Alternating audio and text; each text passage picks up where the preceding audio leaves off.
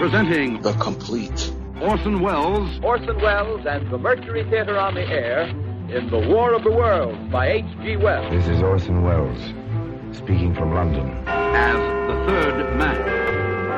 Stand by. We'll be on the air in 15 seconds, Mr. Wells. Yes, I know. Stand by, everybody. Mercury Theater on the Air presents Orson Wells as Count Dracula in his own version of Bram Stoker's great novel, Who knows Dracula. what evil lurks in the hearts of men? The shadow knows.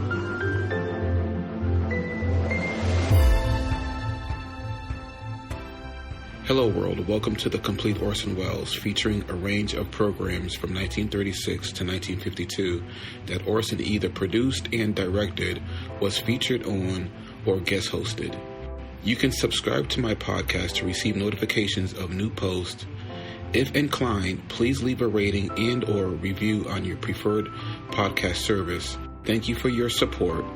Hope you enjoy. This week, Orson appears on the radio program Suspense.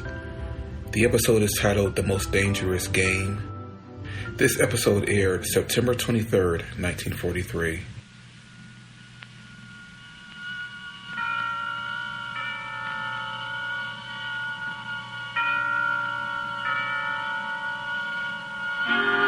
Suspense.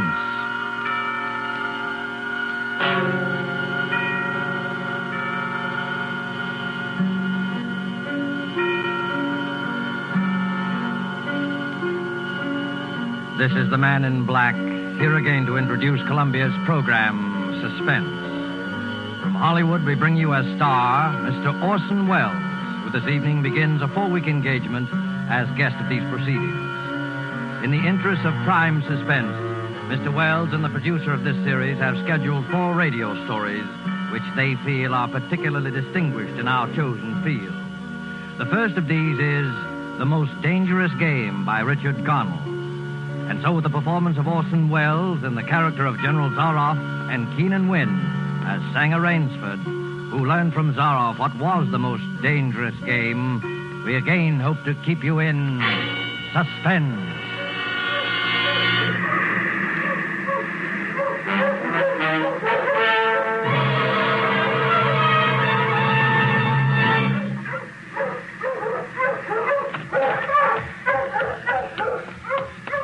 Much time.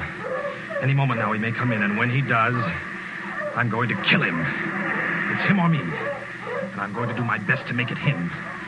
Or maybe it sounds crazy to you. I guess it does. Would have sounded crazy to me a few days ago when I was with Whitney on the yacht. I was on a pleasure trip. A pleasure trip. How could I or anyone realize then the horror and torment I was to go through? How was I to know of Yvonne and the death swamp and the hounds? How was I to know of Zaroff? Think of it. It was only 4 nights ago that the ship went down. We'd been talking about this island, Ship Trap Island, Whitney said it was called on the charts. He was sleepy and started on down below to turn in. I was mixing myself a nightcap when I looked up and saw it. A tremendous reef racing at us out of the fog. I screamed out a warning, but it was too late. We were right upon it.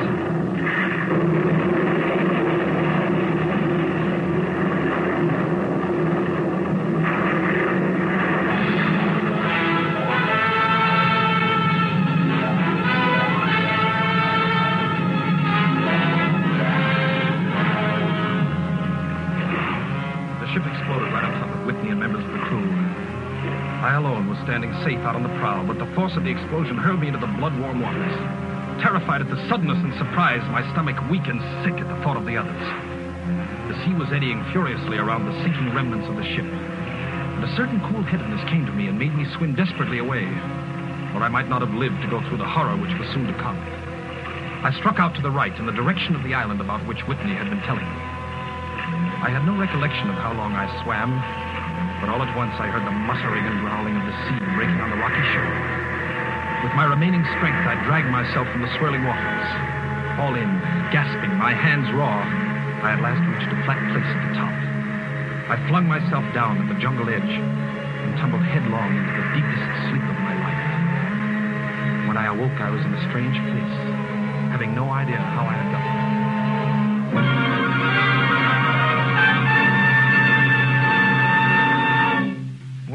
Ivan.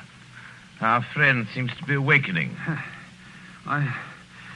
Where is this? Where am I? Do not be alarmed, my friend. My man Ivan found you out on the cliff and brought you here to be taken care of.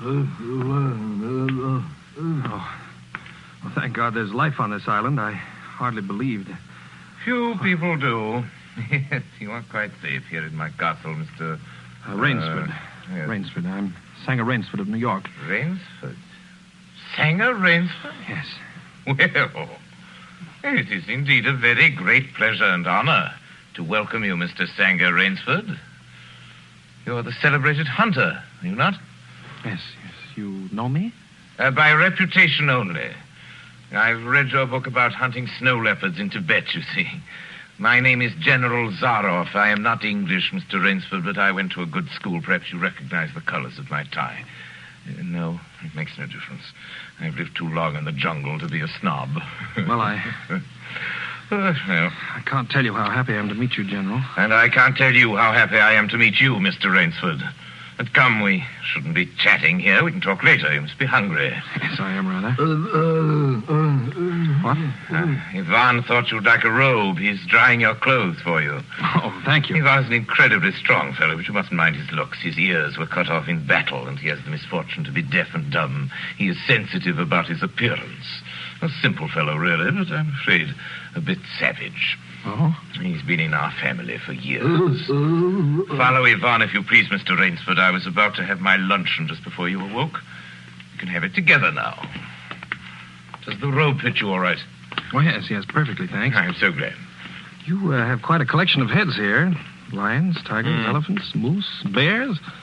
Oh, I don't believe I've ever seen a more perfect specimen. They are nice. I take great pride in them. You have good cause. Coming from you, Mr. Rainsford, that is a great compliment. And here we are. You sit over there. Thank you. Not at all. Right, Ivan? We do our best to preserve the amenities of civilization here. Please forgive my any lapses. Oh, of course. Yes. Well off the beaten track, you know. Shoo-shoo. Shoo-shoo. Shoo-shoo. This is my little pet, Mr. Rainsford. As a hunting falcon, Shoo-shoo is of no further usefulness in the field. But I'm fond of its company. Am I not, little sweetheart? Patience, my darling. I know you're hungry, my dear. We hunt tonight. Your heads are really remarkable, General. That Cape buffalo is the largest I've ever seen. Yes, that fellow. He's a monster. Did he charge you? Hurled me against a tree, fractured my skull, left me the scar. And I got the brute. I've always thought the Cape buffalo is the most dangerous of all game. No, you're wrong. Wrong, sir. The Cape buffalo is not the most dangerous game. Ivan, the wine. How does he understand you? He reads my lips. Think you like this champagne, Mr. Rainsford? Ivan chills it expertly. No, the Cape buffalo is not the most dangerous game. Here in my preserve on this island, I hunt more dangerous game. Oh, is there big game on this island? The biggest. Oh, really? Oh, it isn't here naturally, of course. I have to stock the island. What have you imported, General? Jaguars? Jaguars. I hope you like filet mignon, Mr. Rainsford. I do very much, thank you. Is it jaguars, General? No. Hunting jaguars ceased to interest me some years ago. I exhausted their possibilities, you see. No thrill left in jaguars, you understand? No real danger. I live for danger, Mr. Rainsford. We will have some capital hunting, you and I. I shall be most glad to have your company. Yes, but I'll what tell game? You'll be amused, I know. I think you may say in all modesty that I've done a rare thing. Yes, I've invented a new sensation. May I pour you another glass of champagne, Mr. Rainsford? Thank you, General. God makes some men poets. Some he makes kings, some beggars. Me he made a hunter. My hand was made for the trigger.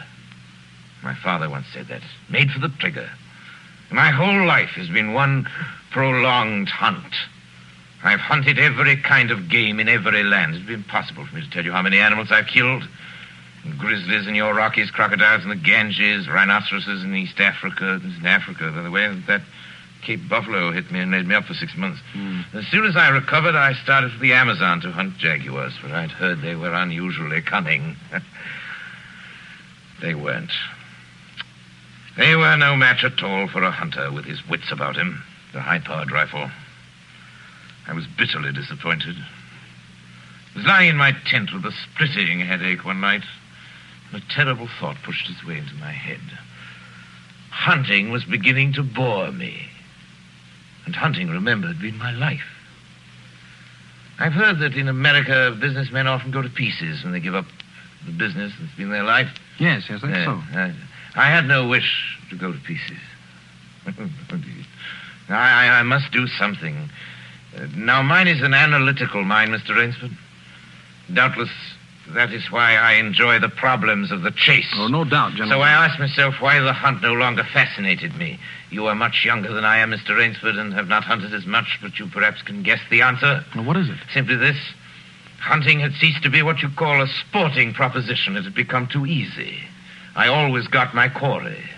Always. It's no greater bore than perfection. Cigarette? No, thank you. No animal had a chance with me anymore. Not a chance. That is no boast. It is a mathematical certainty. The animal had nothing but his legs and his instinct. Instinct is no match for reason. When I thought of this, it was a tragic moment for me, I can tell you.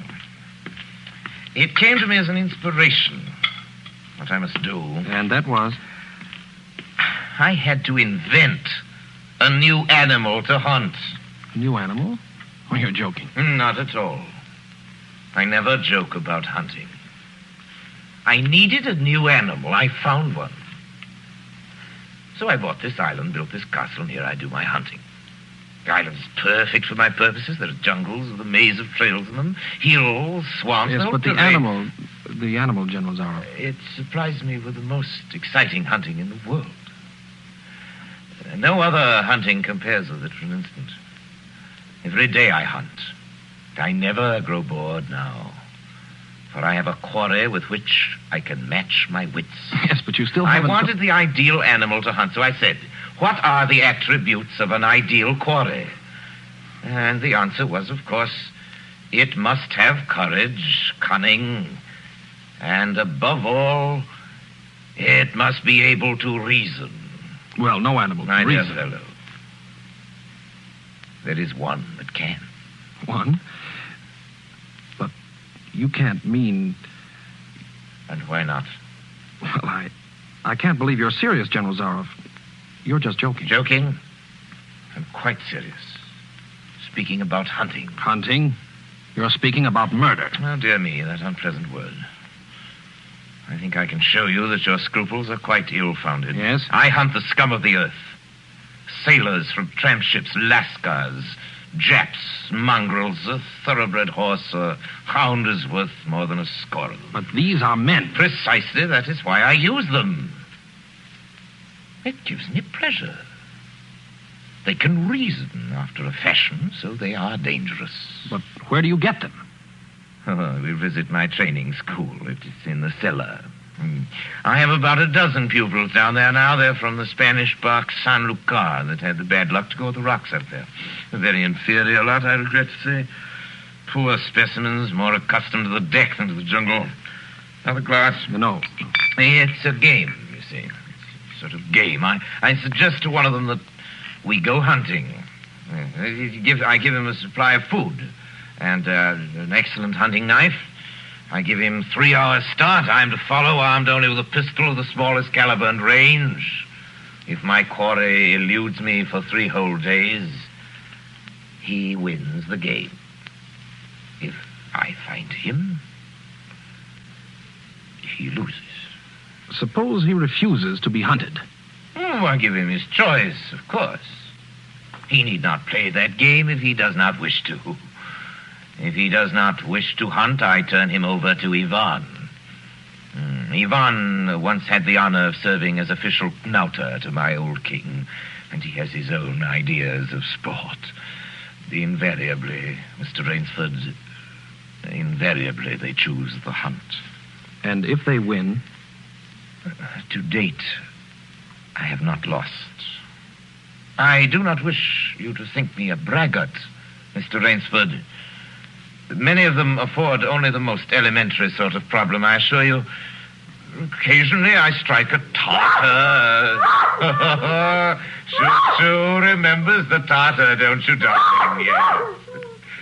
Yes, he almost did win.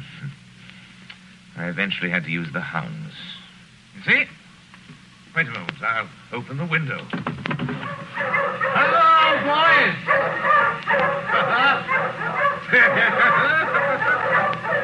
A rather good lot, I think. They're let out at 7 every night. If anyone should try to get into my castle or out of it, something extremely regrettable would occur to me. But enough of this. Come, I want to show you a collection of heads I'm quite sure you've never seen before. Join me in the library for coffee. I hope that you will excuse me tonight, General. Oh. I'm really not feeling well at all. Indeed. I know what it is. My old complaint. Ennui, boredom. You need some excitement. Tonight we'll hunt. Hey, Mr. Rainsford. You and I. You're wrong, General. I won't hunt. I won't murder. As you wish, my friend. The choice rests entirely with you. But may I not venture to suggest that you will find my idea of sport more diverting than Ivan's? You... My dear fellow. You don't mean that you plan to hunt me? My dear fellow. Have I not told you? I always mean what I say about hunting.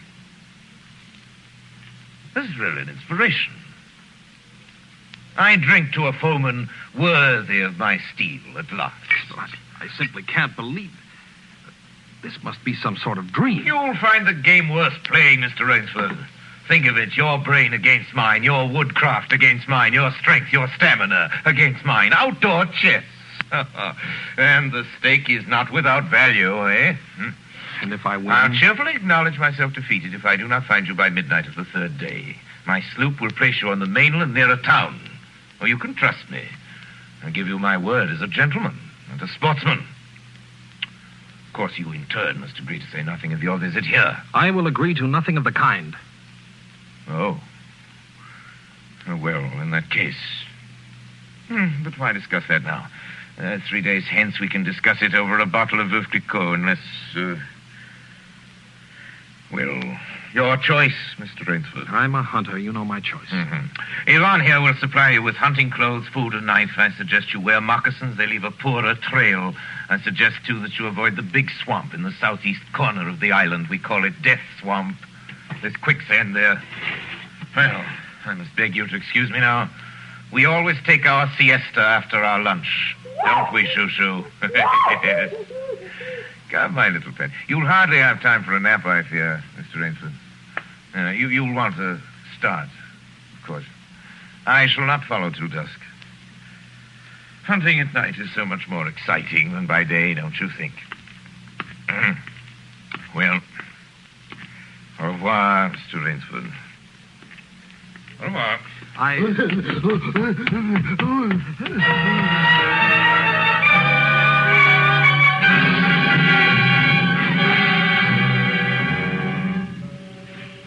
I'd fought my way through the bush for 2 hours, repeating to myself over and over again, I must keep my nerve. I must keep my nerve.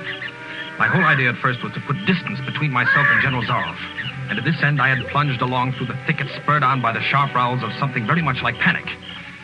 Now I had got a grip on myself. I'd stopped. I was taking stock of the situation. I saw that straight flight was futile. Inevitably, it would bring me face to face with the sea. Well, I'll give him a trail, I muttered. And I struck off from the rude path I had been following and into the trackless wilderness. I made a series of intricate loops. I doubled back on my trail again and again, recalling all the lore of the fox hunt, all the dodges of the fox. Night found me exhausted, my hands and face lashed by the branches on a thickly wooded ridge. My need for rest was imperative, and I thought, I'd played the fox, now I must play the cat of the fable. A big tree with a thick trunk and outspread branches was nearby, and taking care not to leave the slightest mark, I climbed up and stretched out among the broad limbs. Rest brought me new confidence and almost a feeling of security. Even so expert a hunter as General Zaroff cannot trace me here, I assured myself. And apprehensive night crawled slowly by, my mind keenly alert for any sound, any warning. And towards the dawn, an instinct I never knew existed, like an animal was possessed, impelled me to look far off in the distance in a westerly direction. Sure enough, following the trail with the sureness of a bloodhound came General Zaroff. Nothing escaped those searching black eyes. No crushed blade of grass, no bent twig, no mark, no matter how fine in the moss. My heart pounding furiously, I slid down quickly from the tree and struck off again into the woods. I knew I had to do something desperate. I knew that I had little time in which to do it. 300 yards from my hiding place, I stopped where a huge dead tree leaned precariously on a smaller living one. Throwing off my sack of food, I took my knife from its sheath and began to work with all my energy. The job was finished at last. And I threw myself down behind a fallen log 300 feet away. I did not have to wait long.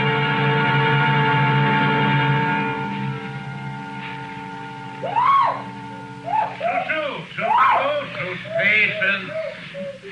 Patience, my darling. You'll be fed. Rainsford. Rainsford.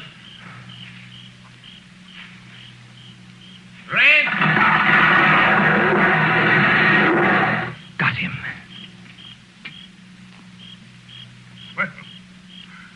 Rainsford? What? If you are within sound of my voice, as I suppose you are, let me congratulate you. Not many men know how to make a Malay man-catcher. Luckily for me, I too have hunted in Malacca. You are proving interesting, Mr. Rainsford. Very interesting. The tree brushed my shoulders. I jumped back. I'm going to have the wound dressed. It's only slight. But I shall be back, Mr. Rainsford. I shall be back.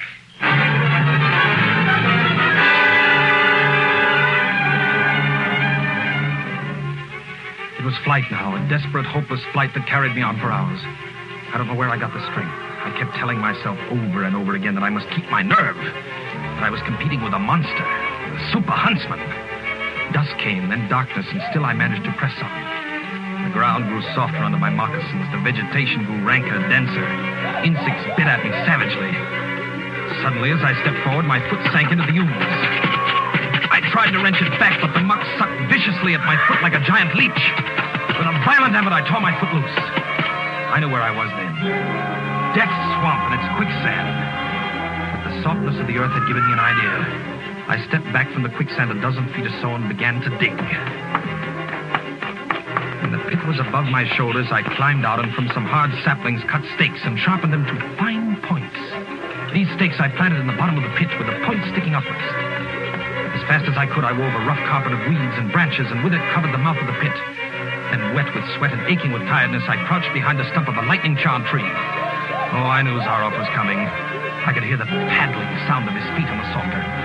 Zaroff was coming, and coming fast. He was not feeling his way along foot by foot. Crouching there, I could neither see him nor see the pit. I lived a year and a minute, frozen, every muscle tensed.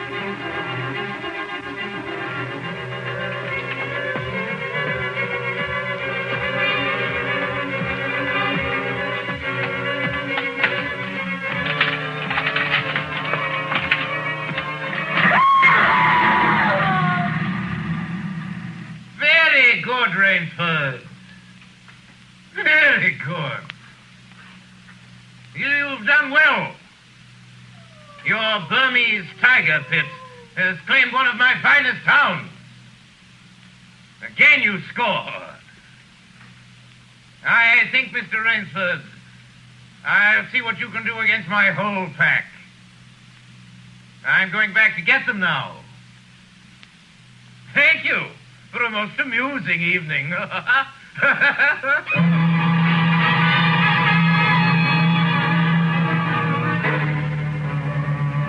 At daybreak, lying near the swamp, I was awakened by a sound that made me know I had new things to learn about fear. It was a distant sound, faint and wavering, but I knew it. It was the baying of a pack of hounds. I could do one of two things. I could stay where I was and wait. That was suicide. I could flee. That was postponing the inevitable. I had put my very last hope into that tiger pit. For a moment, I stood there thinking. All at once, an idea that held a wild chance came to me, and tightening my belt, I headed away from the swamp. The baying of the hounds drew nearer. They would be on me any minute now. My mind worked frantically. I thought of a native trick I had learned in Uganda. I caught hold of a springy young sapling, and to it fastened my hunting knife with the blade pointing down the trail. With a bit of wild grapevine, I tied back the sapling. Then I ran for my life. Hounds raised their terrifying voices as they heard and felt the fresh scent. I knew then how an animal at bay feels. At last I had to stop to get my breath. The baying of the hounds stopped just as suddenly. And with it, my heart stopped too. They must have reached the knife. Excitedly, I shinnied up a tree and looked back. My pursuers had stopped all right. But the hope that had been in my brain when I climbed died. For in the shallow valley, I saw that General Zaroff was still on his feet. But Ivan was not. Apparently, he had come along to hold the hounds. The knife, driven by the recoil of the springing tree, had splintered through his chest. I'd hardly tumbled to the ground when the pack took up the cry again. Nerve, nerve, nerve, nerve, I panted as I dashed along. A blue gap showed between the trees dead ahead. The hounds were almost on top of me. I forced myself on towards that gap. I reached it. It was the shore of the sea. Across the cove, I could see the gloomy gray stone of the castle. 20 feet below me, the sea rumbled and hissed. I hesitated. I heard the hounds. Then I leaped far out into the sea.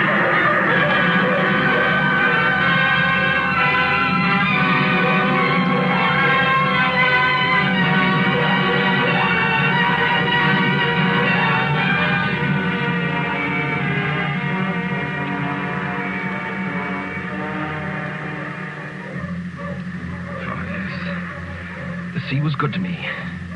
And I'm here safe in the General's bedroom waiting for him. 3 days are up, and I've eluded him. But now I must go further.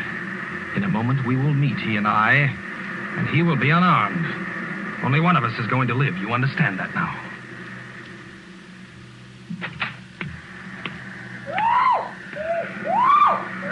Quiet, Shushu. Shushu! You must be patient, dear. You must forgive me. You're hungry, I know. Shushu. Rainsford. General. Rainsford. How on earth did you get here? Swam. I found it easier and quicker than walking through the jungle. I congratulate you.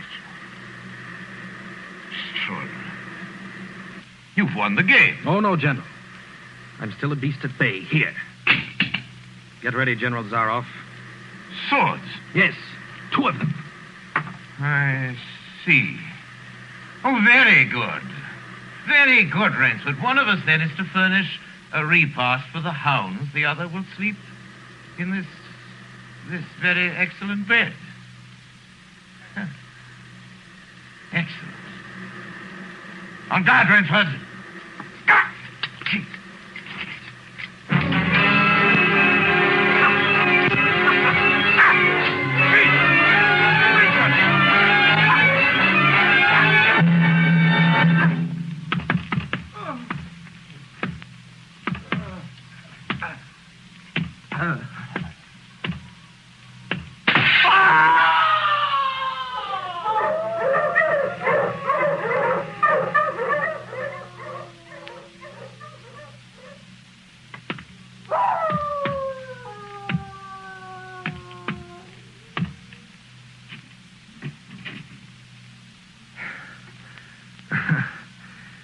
Just as my late host said it would be. A very excellent bed.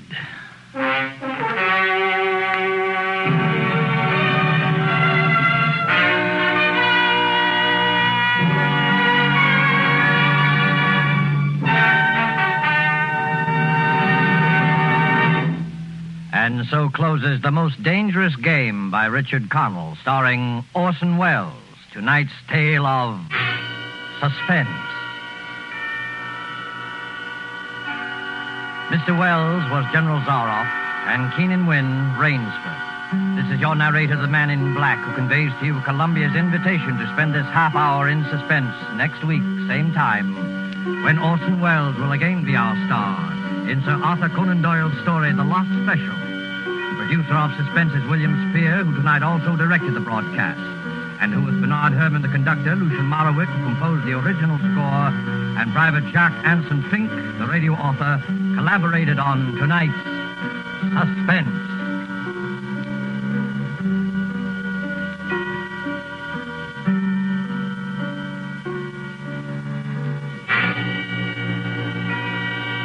This is CBS, the Columbia Broadcasting System.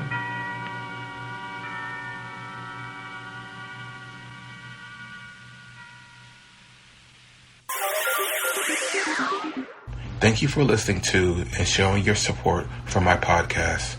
If you would like to receive notifications of when new episodes are posted, please subscribe to my channel. Subscriptions are 100% free, and they really help me get an idea of how I'm doing. You can also go to my website where you can listen to all of my podcasts for free, and you can also download episodes for free. The website is otr.duane.media. There is also donation information on there if you want to show your support or become a patron. You can email me at info@otr.duane.media. I'm also on Instagram at duane.otr. Well, hope you enjoyed, and until next time, stay safe, wish you well, and as always, peace.